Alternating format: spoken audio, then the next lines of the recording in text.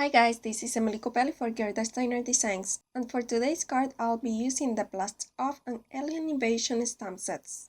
I stamped my images on the smoothest side of my Strathmore watercolor paper, using my archival ink in jet black. I am watercoloring my images using my distress inks and some water, along with a watercolor brush.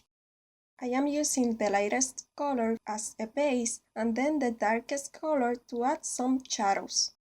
Remember that your shadows do not have to be perfectly placed.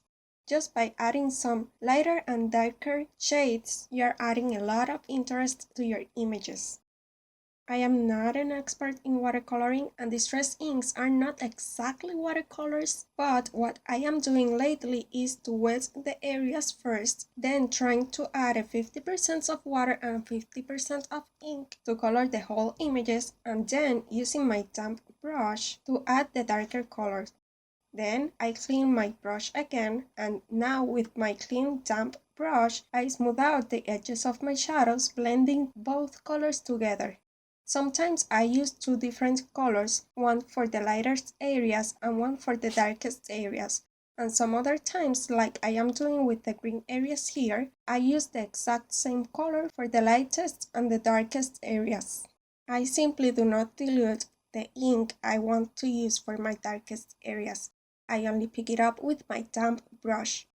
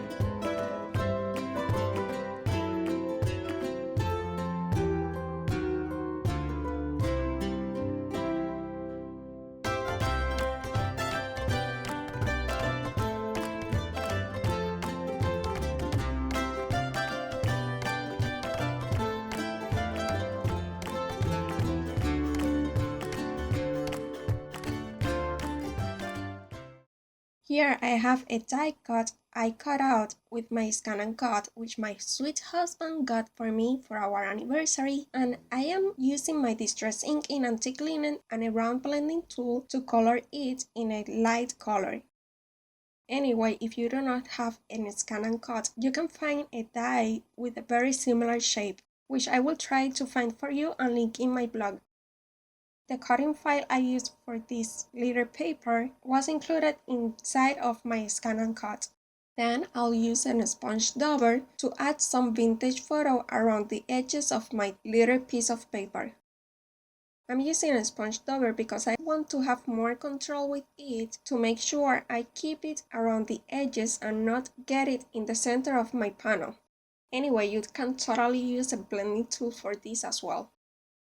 Now I'll add some splatters of clean water to my whole panel using some brushes. I am tapping one brush with another brush to get some nice splatters, and also I am tapping it with my finger to get some variation in the size of the splatters. Then I will add some more splatters, this time with my vintage photo distress ink. And then we'll add even more splatters with my antique linen. Anyway, this didn't make much of a difference since the antique linen is so light. Then I'll stamp the "You Are Simply Awesome" sentiment from my Happy Hobby stamp set. I will use my archival ink in jet black for this. To tie the black in the sentiment as well as in the outlines of the images, I will add some more splatters, this time with my distress ink in black suit. This added some nice contrast and more interest to my panel.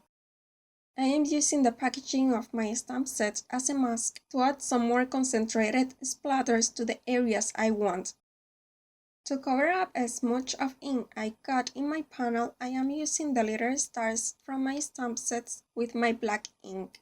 I am adding them almost like if I were adding sequins, but this way I keep the card pretty masculine. I am kinda glad I made that mistake because I ended up really liking those stars. Now I am adding some splatters to my card base, again using the packaging from my stamp sets as quick masks. I started flicking the ink from my acrylic block, which gave me really thin splatters. So then I simply tapped it with my finger to get some thicker and bigger splatters.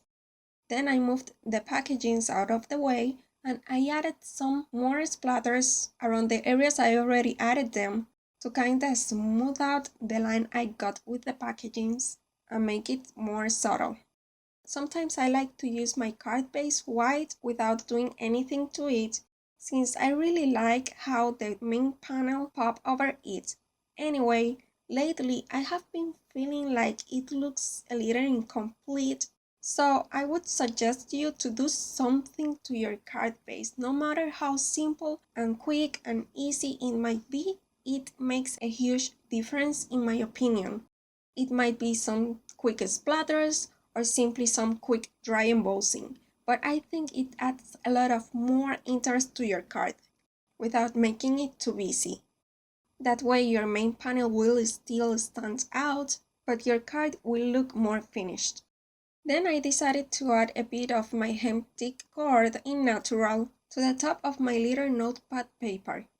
Now I am adding some glossy details using my glaze pen from Sakura in clear. And here is my card all finished. I think a sentiment like this one is a great change for the traditional Happy Father's Day sentiment, although you can change the sentiment and simply use a Happy Father's Day. Also, this card is not only perfect for a Happy Father's Day, but also for any other occasion where you want to tell anyone how awesome they are. Please give this video a thumbs up and subscribe to my channel if you're not subscribed yet. Here are 3 other cards that you might enjoy. Thank you so much for watching and I'll see you next time. Bye!